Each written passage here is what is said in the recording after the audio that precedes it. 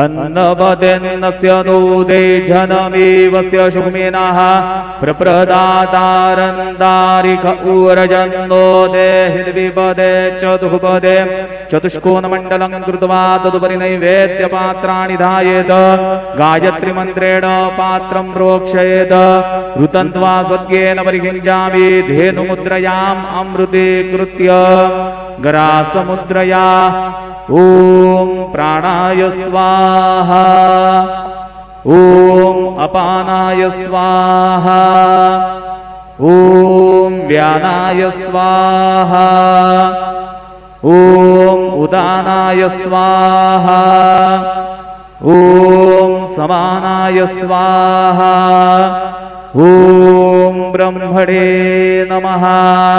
नैवेद्यमध्ये पानीयं समर्पयामि पुनर्नैवेद्यं निवेदयामि ॐ प्राणाय स्वाहा ॐ अपानाय स्वाहा ॐ व्यानाय स्वाहा ॐ उदानाय स्वाहा ॐ समानाय स्वाहा ॐ ब्रह्मणे नमः।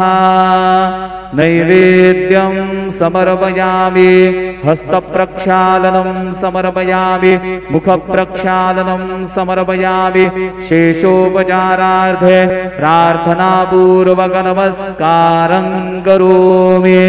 श्री सच्चिदानंद सद्गुरु साईनाथ महाराज की जय।